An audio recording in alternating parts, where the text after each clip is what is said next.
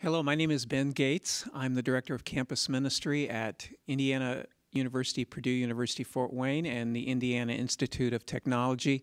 And it's my pleasure to welcome you to the broadcast of the April Campus Ministry Business Forum Luncheon. This is a luncheon that we host each month on the campus of IPFW, where we give an opportunity to a local entrepreneur or businessman to come and have lunch and conversation with some of the students at IPFW, particularly business students. This luncheon is co-sponsored by Campus Ministry and also by the Dormer School of Business here at IPFW. If you'd like to know more about Campus Ministry or about this program in particular, feel free to send us an email. Our email address is ministry@ipfw.edu. ministry@ipfw.edu. If you have a son or a daughter who's in attendance here at IPFW or Indiana Tech and you'd like to connect them with a campus ministry program, you can use that same email address and contact us, and we'll be happy to invite them to any of our programs.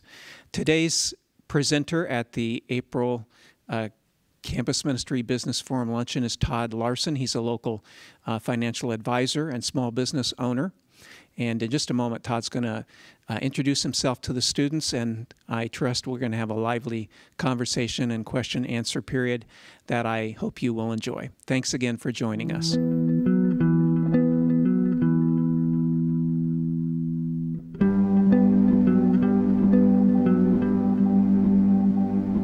Well, this is great to be with you guys today. My name is Todd Larson. I'm a Christian.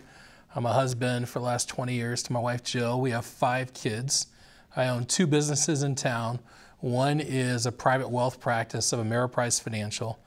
I also own a teaching company where I teach advisors across the nation. I take the profits from that and give it to a ministry in India that rescues little girls that are born into brothels. They're born in brothels in India, and it raises them out, pulls them out and raises them as daughters. So they now are doing that with sons as well. So they're bringing out kids from the lowest track of society in India, and they go to private schools, they go to college, they get discipled, they're in a family atmosphere, and my heart is with widows and orphans. So we give away as much as we can to that ministry. So I don't collect anything from that business. I'm also the president of the Christian Franchise Advisor Network within Ameriprise. We have 960 some members nationwide. And then I'm the president of the Fort Wayne Christian Businessmen's Roundtable, which I helped found about a decade ago. So for us, we see what we do as Christ followers as key to helping people grow in their faith. In Luke 16, Jesus talked about that we need to be good with money if we are to be trusted with true riches. And true riches are riches that don't fail at death. So people would be true riches, people you can spend eternity with. We believe that it's our job to help people manage the resources they have to be better stewards so that we can help them live at the intersection of faith and finance, and that it doesn't hold them back in what they're to do. And so we disciple people using all the different teachings of Scripture and try to lead them to truths about their finances, which is really good, just good money management. So it's helping people get out of debt, invest wisely, invest in a way that aligns their morals with and their values with how they have their money invested. We work with people on aligning their state, so what they have when they pass on, that it goes where they want, that if they want to go to charities, we show them how to do that in the best way possible. If it's the kids, we talk through what's the impact this is going to have on your kids. Is this going to be a blessing or a curse? For some kids, getting a big lump sum of money would be a curse. For other kids, it would be a blessing. So we talk through things like that, and we help through all sorts of issues when it comes to money management and leading people down that path to making wise decisions so that they're not just sticking their head in the sand. People have a lot of misconceptions and weird beliefs when it comes to money, and so we try to straighten those out and help people live in a way that lives out their values, whether they're a Christian or not. So we have a lot of clients that are not Christians, we have clients that are Christians, and we give them the same advice. We teach them the same sorts of things and lead them and guide them through processes to help prepare them for retirement, to help get them to the next phase of life and live out what they're called to do and their passions. So in a nutshell, that's what I do. I'm passionate about it. I love what I do. I show up to work every week and every day, and I look forward to it. There's a lot of folks that believe that business, the sole intent of business is to create profits. I think that's actually a really skewed version of business and a vision of business. And business to me is value creation. And if you think about a wheel, the spokes would be value creation for your customers or clients, value creation for your employees, your community, the business owner, that's where profits would come in, value creation for your vendors or your suppliers, value creation for your business partners, whether it's other people that you work with or people that you interact on a professional level. And if any of those get out of whack, and so you drive one more than the other, your business doesn't function well. If you drive profits at the expense of your clients or customers, your business won't function well long term. If your sole purpose is to focus on your employees and they come first, your business won't function long term. It's a balancing act, and it's about value creation for all of the interested parties and serving them. We tell everyone that comes to work for us, we want more for you than from you. So we want more for you than from you. Because if we want more from you than for you, then we're just using people. And we don't want to use people. And I've had people that I've hired, when I say, what do you want to do? What do you bring to the table? And when they outline it as, well, I want experience, I want to do this, I want to do this. And I go, so you want to use us? Let's talk about a servant model and what it looks like to serve those around you. And so not only do we lead our clients, but we try to live this out in the way we run our practice, and then our teaching company demonstrate true generosity and what it looks like to lead a business with an open hand and say, I'm going to help other people with no gain to myself. To me, is one of the most freeing things that you can do. And so that's what I do, and I want to come with you guys and share some of those experiences and how we live out our faith in our practice and how we let our light shine before all men so they can see our good deeds and give glory to our Father in heaven. So that's my introduction, and I guess let me talk to you guys and find out what questions you have and what majors you're in and how that plays out. So do you guys have questions about finance, about morals and ethics in business? I know, Kent, you teach business ethics. Pass the microphone around when you ask questions. Yeah, I have a question for you. I do teach business law and ethics as well as part of my curriculum. And in one of my online classes, I have students watch selected clips from the Enron documentary from 15 years ago or now. Smartest guys in the room? Yeah, and then watch certain clips that I've created from the two Wall Street movies, the Michael Douglas Wall Street movies. And in the first movie clip, he gives a very interesting argument at a shareholders meeting that greed is good, and he argues why greed is good. In the second clip, which comes after he's gotten out of prison, he's speaking to a college audience and tells them that greed is bad and he was wrong for saying that. And part of the assignment, I asked students to give their opinion on whether they think capitalism is inherently unethical or not. And I never evaluate people's opinions. When I ask them to give their opinion, they are free to say whatever they want. They're evaluated on their expression of it. And I'm surprised in the business school how many students do say they believe that capitalism itself is unethical. And my question to you, I guess, to start is, do you have a response to that anonymous student that we can't see who might say they think capitalism is unethical as a system for managing resources or for, because I don't, obviously, but I'd like to hear your thoughts on how you might argue that capitalism, aligned with Christianity or not, is an ethical system. Well, that was a humdinger of a question right there to start with. When you look at biblical finance and you start with back in Genesis and work your way through, it's an agricultural-based finance. And you see that in Leviticus chapter 27 where the tithe's discussed, and it says when you bring the tithe to the temple, if you exchange it for cash, so you bring cash, you actually have to bring 12%, not 10%. And so it wasn't a cash-based system. And so sometimes it's hard to take these scriptures, which have to do with an agricultural-based economy, and apply it to capitalism.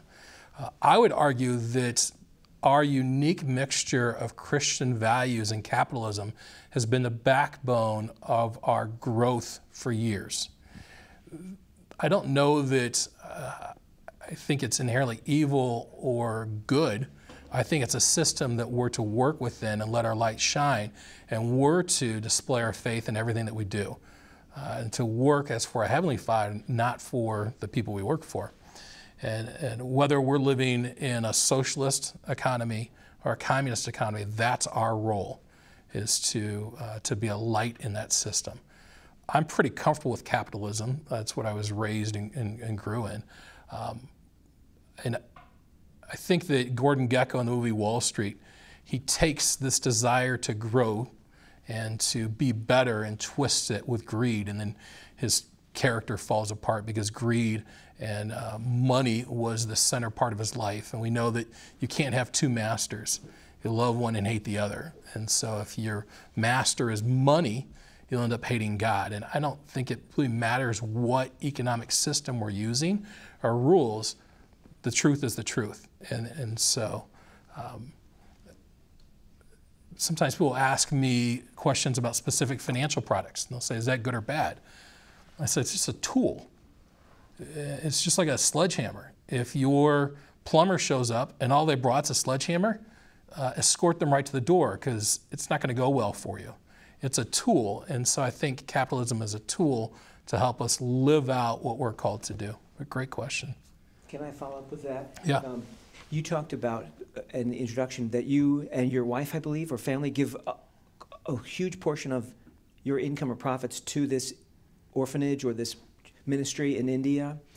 Where did you, or how young were you when you first decided that you wanted to take the risk and give more than maybe what you were perhaps raised to give? For instance, we think about the tithe often as expressed. Obviously, to fund what you're funding requires that risk of saying, what if I need this down the road, but I'm going to give it to the glory of God.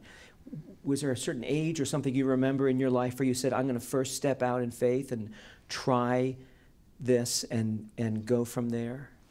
Early in my career, I had a mentor that asked me a simple question. He said, do you tithe?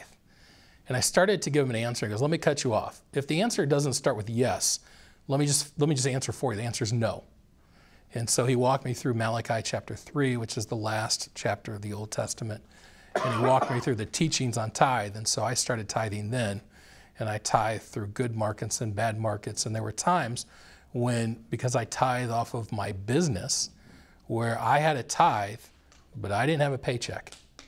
Last time that happened in 2008, when the market was in free fall, where I gave, but I actually didn't bring anything home. So I live out that tithe, and I tithe off of the gross, not the net.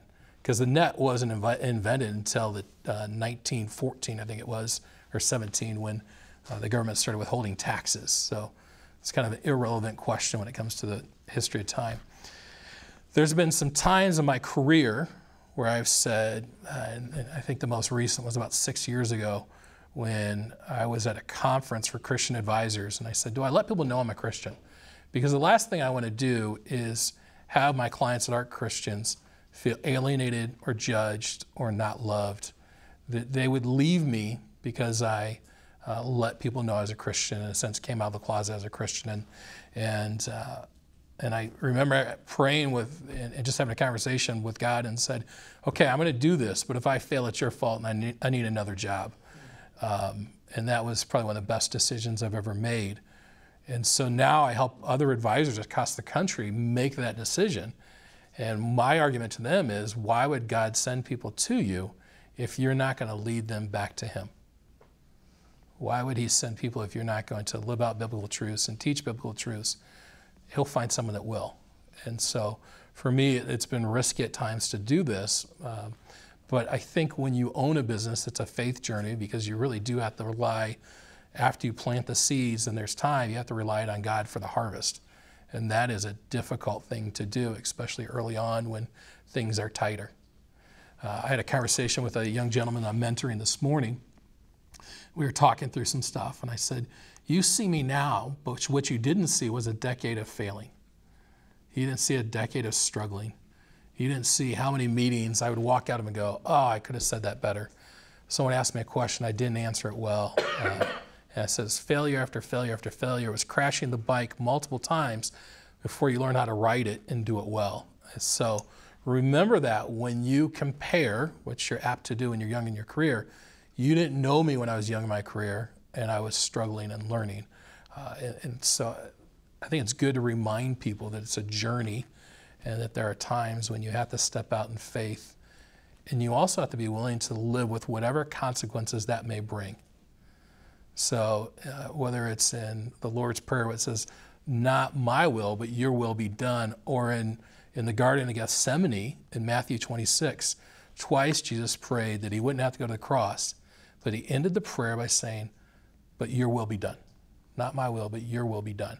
And so in everything that we do, we've got to remember while we're praying for something that we always end and we're content with God's will being done.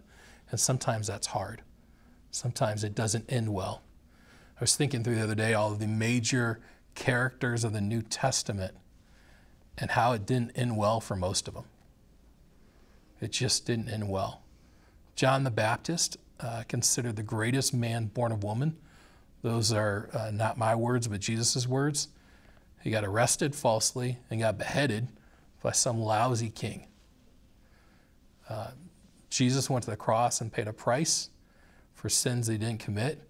And the only dirt they could find on him was some phrase that he said 3 years earlier about tearing down the temple and rebuilding it. And they proved that he was right. Paul, John, Peter, it didn't end well for anybody. And so when we live out our faith, a lot of times it's not popular.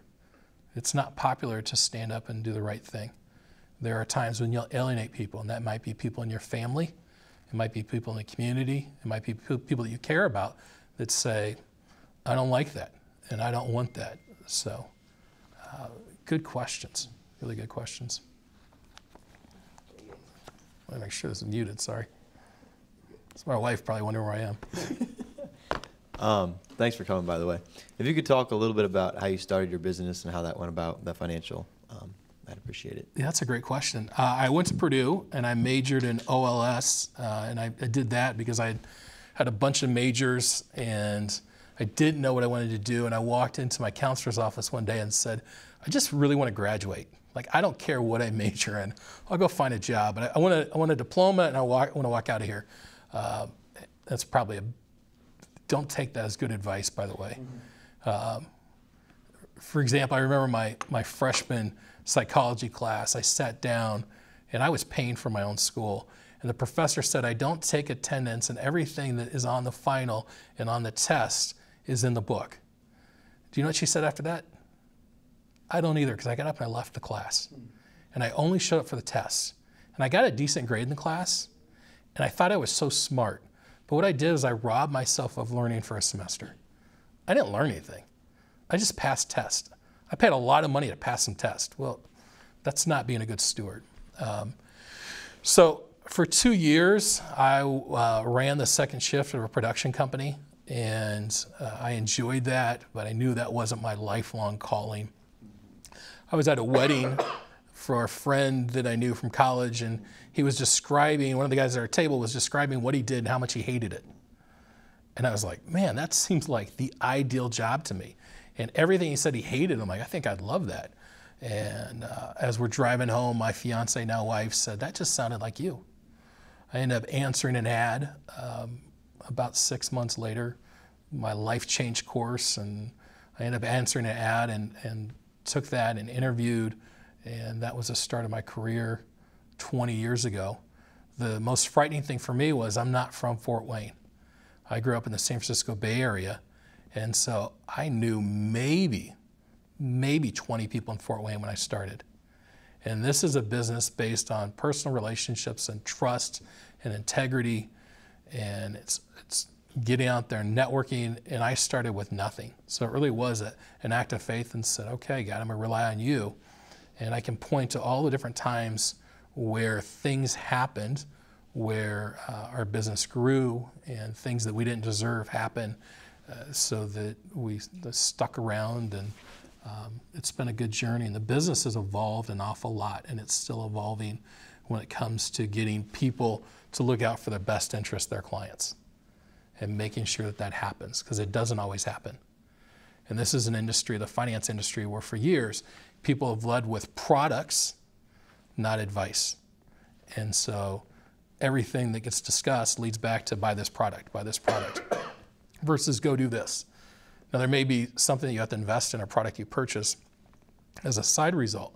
But if we start with advice, we can start with a servant relationship and align our value proposition with the client's needs. So that if they do better, we do better. If they do worse, we do worse. And so there's a big change, a seismic change going on in our industry. And part of it is, in our industry, it's similar to other industries where the disparity of knowledge is huge. And so it opens the door and leaves the door open for bad behavior. Where what I know about finance, I've probably forgotten more about finance than most of you will know. And I don't say that to brag. I say that because I've probably read too many books and done this for so long and kind of am a nerd. And so when you have that sort of knowledge, if you have bad character, you can use it to use people and hurt people. And the hard thing for me is when you see people that go to church that use people in business to serve the church. And I don't believe that's biblical ever. And I'll see that with business people, that they'll use their clients or customers to generate a lot of money, and they'll give it away. But this process of using people, you leave damaged relationships in the process. So for me, it's been a great journey over the last 20 years. And I remember, I think it was about 11 years ago, someone asked me to write down a God-sized goal. They said, write down some God-sized goal. I said, well, I'd really like to change the way our business works into a more ethical standard. I'd really love to impact the way that people do business across the nation. And at the time, my office was about a half a mile from here, and I had no means or vision to do that. In 2 weeks, I'm heading to our headquarters to teach a class where I teach young people that are new in our business an ethical way to serve clients and teach them how to practice what we do in a manner that if your clients found out, they wouldn't be upset. That it's about openness and transparency and simplicity and getting people what's best for them, not what's best for you. And so the opportunity to serve people, and it's great to have a company that wants to see that happen. And so I'm blessed to be associated with Ameriprise because they want to see advisors advise that way, versus there's a history in our industry of some pretty sleazy sales tactics, like some other industries that you see, like timeshares, and those are horrible, by the way. If you don't remember anything from today, don't ever buy a timeshare. Don't play the lottery, and don't buy a timeshare. Those two things right there, and if you remember that, you'll probably be pretty good in life. I think I might put that on my tombstone. These two things. Good questions. What other questions do you guys have? Yeah. In terms of investments, I just am curious on your opinion of like mutual funds versus index funds. Oh, that's a hot topic. So the question was mutual funds investing versus ETFs or index investing. I think there's been debate over the years, and what you can see is that different styles will outperform in different environments. So there's times when index investing outperforms, and there's times where managed money, that's mutual funds. Should I back up? Does everybody know what a mutual fund is and an index? Sorry. Let me go over those. So a mutual fund is where you take your money and commingle it, put together a bunch of other people's money, and then you hire somebody to manage that and go out and buy stocks, which is part ownership in companies. Best way to remember that is take stock in something. So you're going to own something. Or bonds, which is when you lend something. So when you lend something, you get interest back, and you try to make money that way. So managed money is where they go out and do analysis and dig into the companies and look at charts and do all this stuff to try to figure out how do you outperform the overall market. And that's what mutual funds do. And historically, they've been somewhat expensive in doing that, and at times been very successful. Index investing is where you take an index, let's say the S&P 500. So the S&P 500 has 500 of the largest U.S. companies in it. Instead of buying a mutual fund that tries to outperform those 500 stocks, you could buy an index which just buys those 500 stocks for you. The difference in cost is astronomical. It's just so much cheaper. So I think that more and more, I lean towards index investing. I lean towards individual investing. I think there's a place for mutual funds at times. I don't think they're to be thrown out altogether, but I really want to be cost conscious for our clients so that they can see what is it they're paying. And sometimes our industry will play semantics. They'll say, well, this is no fee, or it's no load, but there's an expense in there. And so I hear people in media do that at times, that sell their stuff on radio shows or TV shows, and they'll say, well, it's not this or it's not this. But what they don't say is, here's the cost. And so with our clients, we try to use the word cost because it encompasses everything, versus getting technical about this type of cost versus this type, which is a game of semantics to hide things. And so we want to talk about what's the total cost from the original investment to you, or what's the total cost from Wall Street to you. And we also do something where we can look at a mutual fund portfolio and peel back the layers, and what looks like diversification, you'll actually own the same stocks in 4 or 5 different funds. All right, well, let's just cut out the middleman. Why don't you just own the stocks? Why don't you just own the individual company stocks? And from all the research that I've ever done, about 17 stocks makes a diversified portfolio. And there's probably a level where you get over diversification. And so what we want to do too is make sure that we're not just adding transparency and reducing cost, but we're trying to help people live out their values in the way they invest. So one of the questions I ask people when we do investing is there anything you don't want to profit from? Is there anything that you look at and go, morally, I don't want to profit from that? Pornography, the morning after pill, cigarette manufacturers. Some people don't want to profit from alcohol manufacturers. Some people are really concerned about how companies treat the environment, how companies treat their employees. And so making a choice not to own those. So a lot of times Christians are good at boycotting products or services, but then they turn around and own those same companies and their investments. And they think nothing of it, which always blows me away. I'm like, you just protested this, but you own it. So you profit from it. Why don't we get it so you don't own that? And I think that's a way that you can help people, connect people and their values and what they consider most dear to their investing. There's a field of investing called socially responsible investing. There's a subset of that called biblically responsible investing, which is gaining in popularity. And we do a lot in that area where it comes to finding out what are your values, and let's make sure you don't profit from things that would churn your stomach. It's a good question. Can I grab that mic again? Yeah. Right? Can you think of a scenario where in your work or in your occupation or profession where someone might, as a Christian perhaps, as you said, unfortunately take advantage of a client, where you might see, here's how I wouldn't take advantage of a client? Because it does seem, unfortunately, sometimes too often, if any is too often, right, that people find a person in their church that they come to trust. Oh, this person's an insurance salesman. Oh, I'll go to him. He goes to my church, or she goes to my church. Before you know it, they're buying products that they otherwise wouldn't need, but they don't know any better because they have given up their decision making because they trust that person, because they believe, well, we're all Christians, so therefore they're going to look out for my best interest. Can you see in your business how you might go down that road less traveled where others might not do that.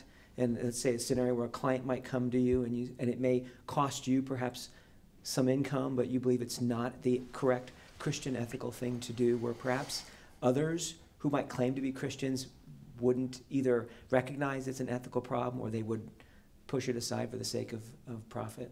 Right. I'll give you an example. I actually have an email that I got this morning from somebody, and I brought it because that might be relevant to our conversation. He was referred to me a couple of years ago, and he wanted to start investing. And after asking a series of questions, I figured out that he had student loans out the ears. And I said, "You're an indentured servant. You need to take the next 7 to 9 years and get out of debt. And if it were up to me, you wouldn't be able to vote." Because that was the process that people used to come to America. If you look at our history, you would come over as an indentured servant. You couldn't vote. You didn't have property rights. You would work your way out of debt, and then you're a free person. There's an awful lot of people that do that same thing to themselves through education. One of the things I love about this university is it's affordable for most families. There's an awful lot of people that are selling their kids into debt slavery. They're going to be a slave to this debt for 10, 15, 20 years because they get an education they can't afford, or they get an education that doesn't pay off. And so I love that IPFW is an affordable alternative for them. So this gentleman came to me and he wanted to invest. And I said, "I need you to go to Financial Peace University, Dave Ramsey's course, and you need to get out of debt before he can help you. And until you learn to despise debt, there's not much I can do for you." I think a lot of people would have just taken the money and set up the account, but it wasn't in his best interest. And so there's many times when we say, "You need to do this, this, and this," or "Have you considered this?" And there's absolutely nothing for us to gain out of it. I believe, though, if you continue to give, that you receiving will be taken care of, and you don't really have to worry about that. And I think that you can tell, do all the conversations lead to a product, or is the person looking out for your best interest? Are they giving you advice on things that don't make them money? Another thing that you can ask is, what fiduciary standards are you under? So a fiduciary standard says, I have to look out for your best interest. The majority of our industry is under 0 fiduciary standard. The only standard is know your client. And so our company and other companies have said, we're going to take a higher road and say that what you do must be in the best interest of your clients. And you've got to prove it. And we want to see it. I had a case recently where one of our clients asked to do something, and we moved some money around, and she's worth well over $10 million. And in the process of following her request, and by not knowing where this would end, it ended up costing her about $150 more. And somebody from our firm brought that to my attention. They said, if you would have done it this way, it would have been free to her, and this way it was $150. And I said, well, let's reimburse her. Let's make it right. Because if I would have known what we were going to do, I definitely would have done it that way. I just didn't know what we were going to do. But even after the fact, we can still make it right. We all make mistakes in business. Our office made a pretty large mistake a couple of years ago, and it set the client up to have a lot of headache regarding $185,000. It was a $185,000 potential mistake. And so before she came in, I had a release to talk to her CPA and her attorney. I knew that she was coming in, and I found out that morning of the mistake we made. I called her attorney first and said, I need to let you know of this mistake. Here's what we did, and we'll figure out how to work our way out of it. But one of the things I can tell you is it's not going to cost the client a dime, but we'll make it right. And he said, oh, that's no big deal. It's what's called a Scribner error, which is you know more about what that is. It was a mistake. It was just a simple mistake. The client came in, and she sat down, and I actually got down on my knees in front of her. I physically got down on my knees in a suit, and I said, I need to beg for your forgiveness because we've made a terrible mistake. It's not going to cost you a dime, but it will delay things, and it will cost you headaches. and I am so terribly sorry, and I'm going to beg for your forgiveness. That was humbling to get down on your knees in front of a client. It was the right thing to do. There was an instance, it's probably been about 15, 20 years ago, maybe even longer ago, where a U.S. submarine surfaced very quickly, and there was a Japanese fishing vessel that it came up underneath, and it actually sunk the shipping vessel. And a bunch of the sailors died. And there's a visual I always get in my mind of the U.S. ambassador going to Japan, and he stood in front of the leaders of Japan, bent over at the waist for a very long time, showing contrition and how sorry he was for the mistake that an American captain made in a submarine where he surfaced too quickly, didn't check the area, and cost people their lives. And I think that we can live out our values and faith in the same way.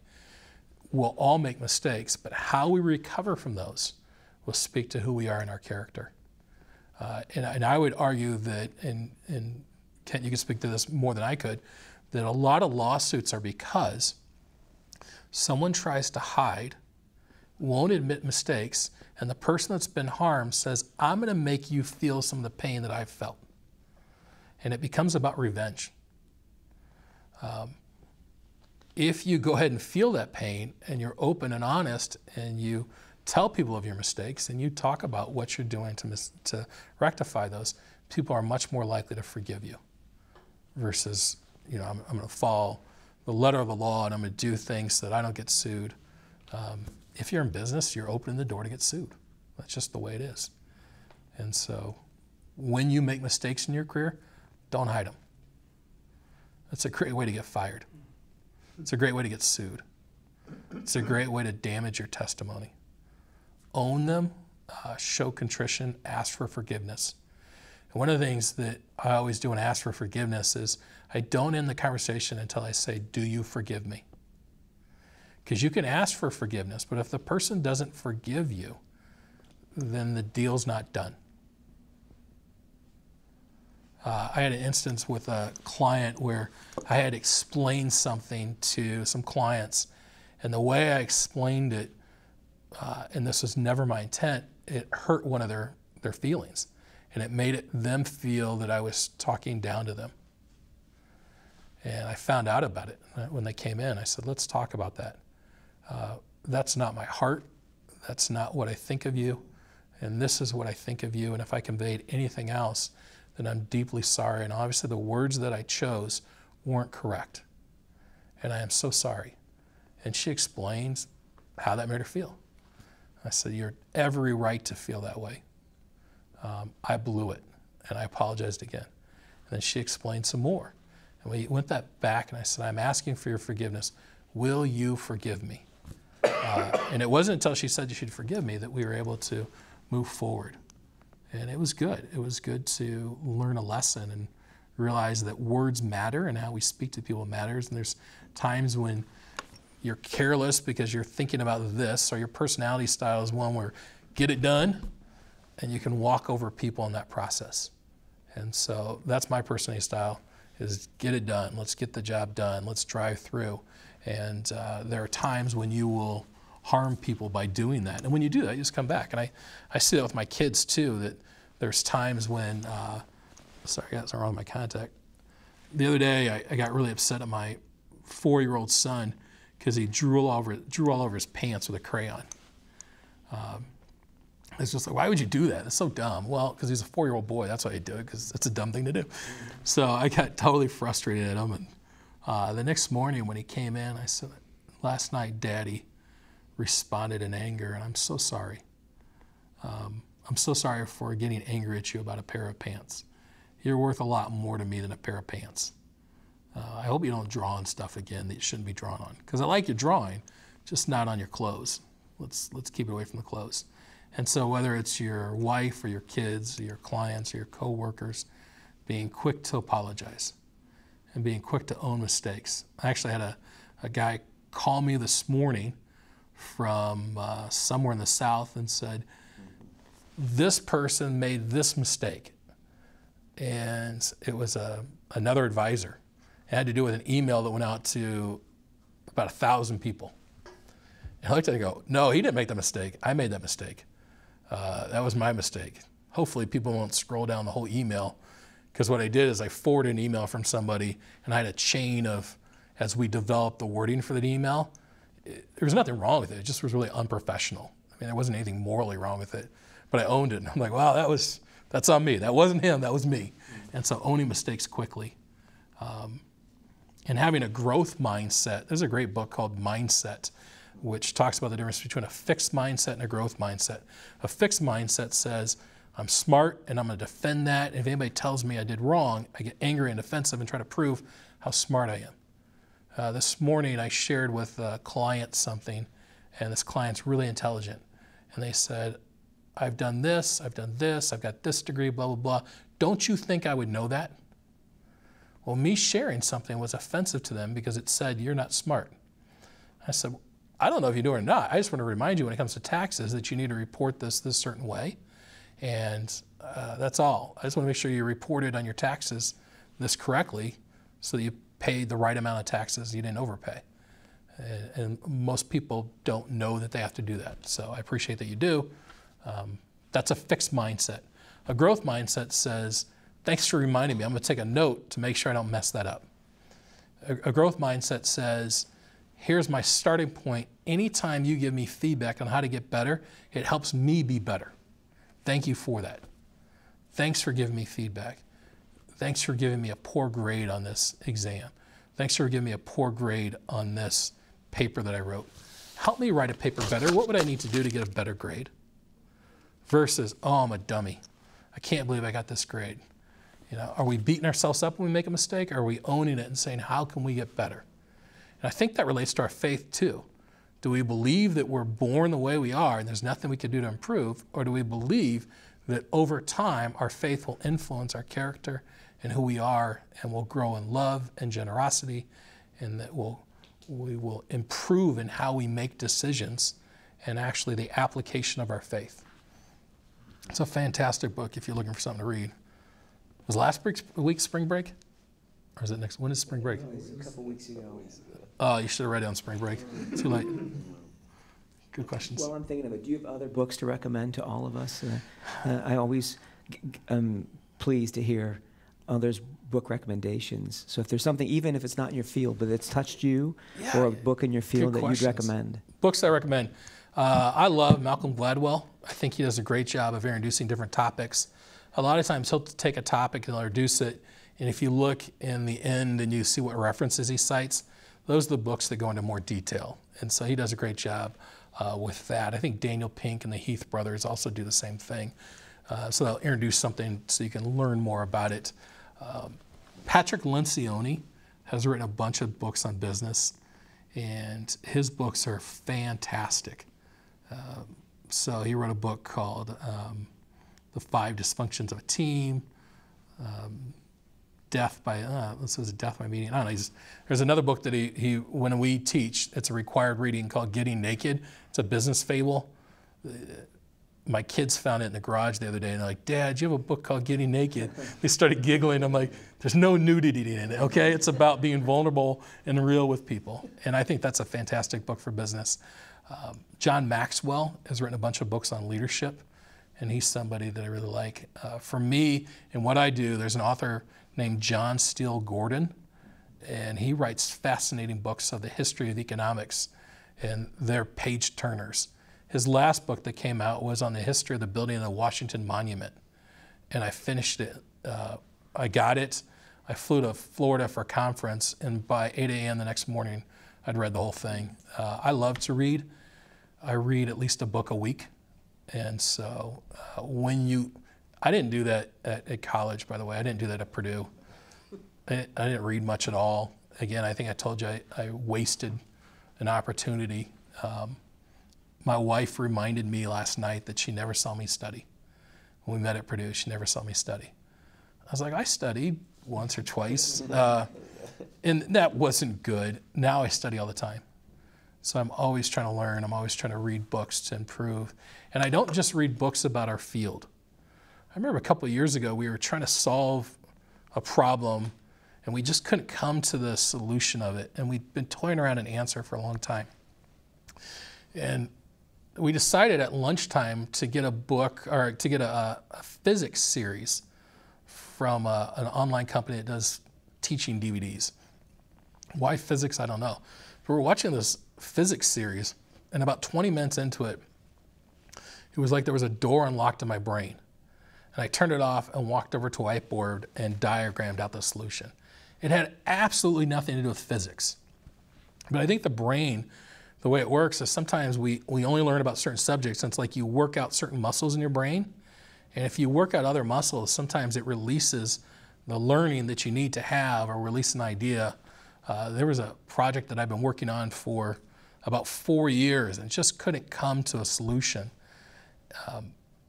And I was watching a show with my wife one night, and I got up and I ran out of the room and I sat down, our computer started working. I didn't say why. And she came in, I'm like, and it was, I know she thought it was crazy. I wouldn't talk to her. And within 15 minutes, I had diagrammed out something and solved something that we had worked on.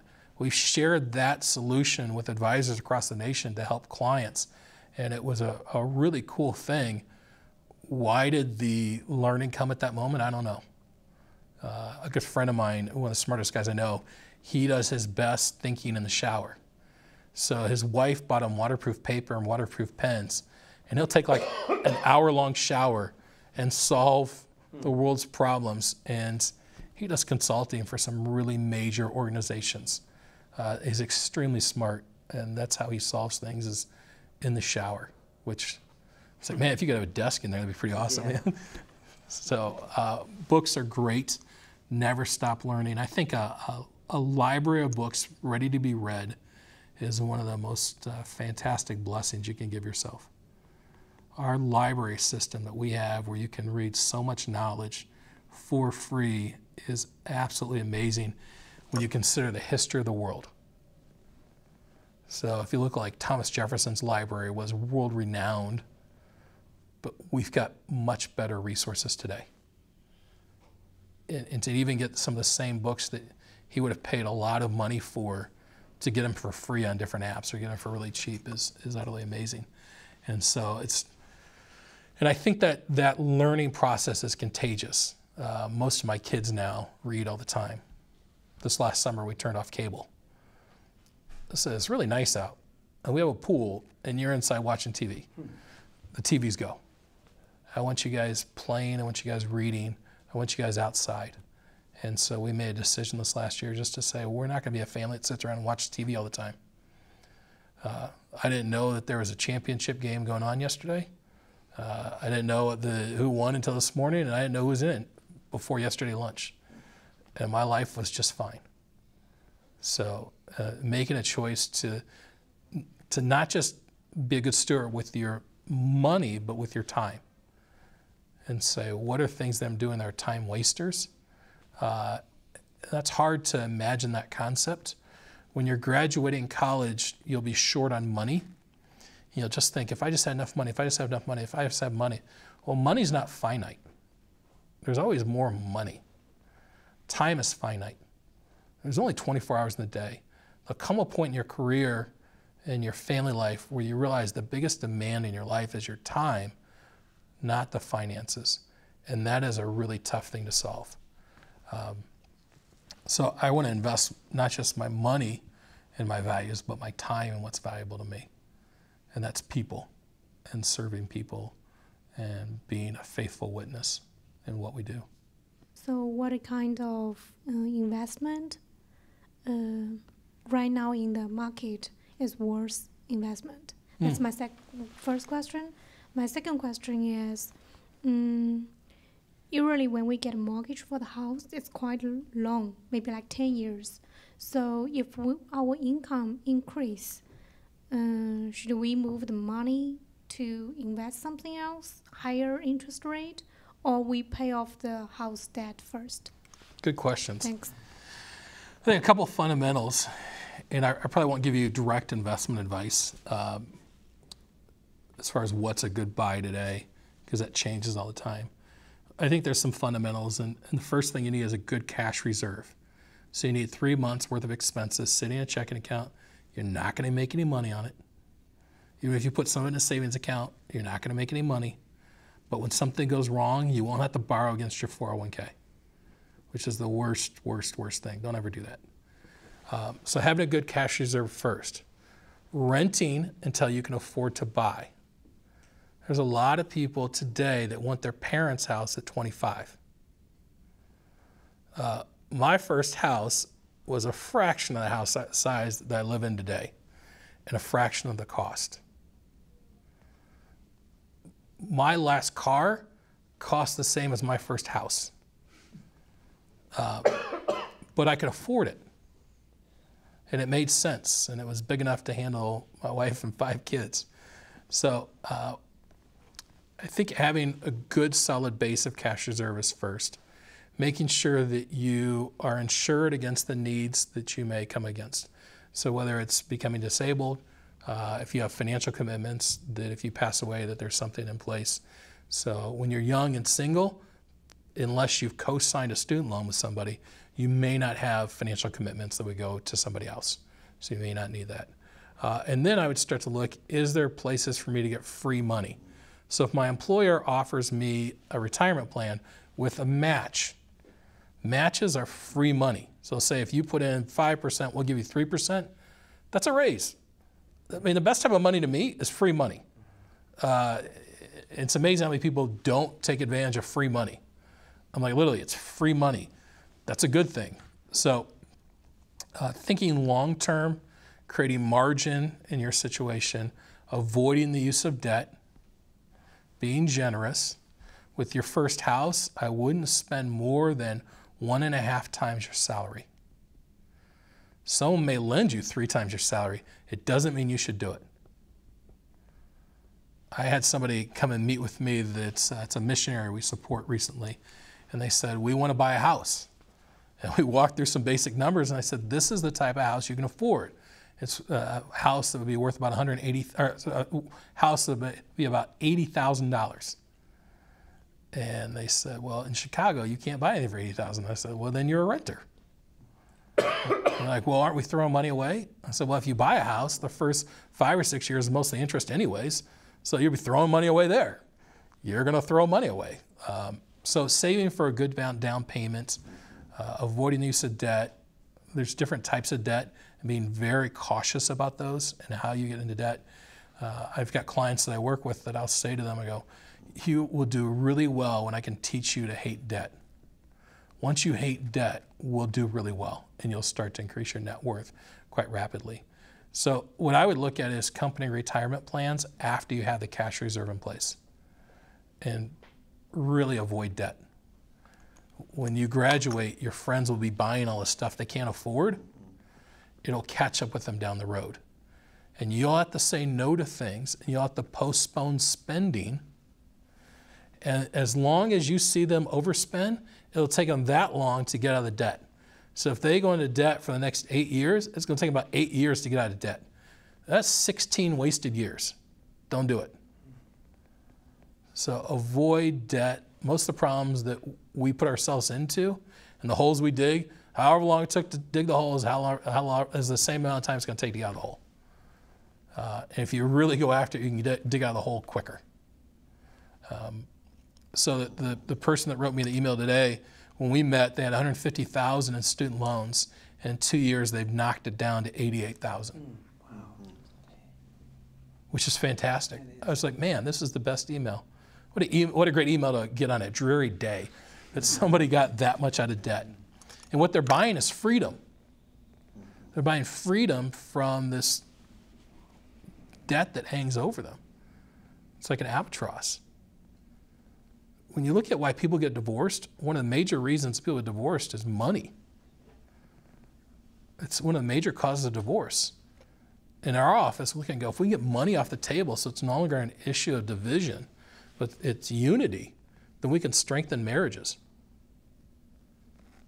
And we'll see people that want to spend, and it will destroy the marriage. And I'm like, this person's worth more than that thing you just bought, more than just that car. You've got to make decisions in unity. You got to make wise decisions. We've got about a minute or two left, so if there's anything else you want to add, this would be good. We don't really have time for any more questions, but if you'd like to share any last thoughts, that'd be great. A lot of Christians bury their head in the sand when it comes to money because they think that money is the root of all evil. It's not. The love of the money is the root of all sorts of evil. The love of money is the root of all sorts of evil. Money in itself is not evil. We're called to serve God. God's over us, and then us, and then money. We're called to be good stewards. When you place yourself in debt and you spend more than you make, you take money from down here and you put it up here, and you end up hating it. Don't do it. Make wise decisions. When you graduate, be a good steward. Track where money goes. Pre-plan your spending. Be generous. Think long term. And if you get these right in the early years, you'll be much better off. I was teaching my 16-year-old recently how to balance her checkbook. And she said, this is my system I want to use. I said, well, one of us makes a living for giving financial advice, and the other one's you. So here's the way we're going to do it, because I'm going to teach you to do it the right way. And it's a pain to do it now, but if I can teach you good money management principles at 16, when you're 26, you're not going to call me because debt collectors are coming after you. And you're not going to bounce checks. And so you're at a prime age now to make good financial decisions. I'd suggest that you start reading some books by Ron Blue or Dave Ramsey, who write some amazing books. Ron Blue wrote a book called Mastering Your Money, and Dave Ramsey wrote a book called The Total Money Makeover. Both are fantastic books when it comes to money that I'd suggest that you put in your arsenal. And then Randy Alcorn also writes some great books on money. So thank you for inviting me. This has been a real joy. You guys are fantastic and generous to have me. So thank you. Thank you. Personnages dans mes tableaux, à me voir vivre en décroché, mes idées folles devenaient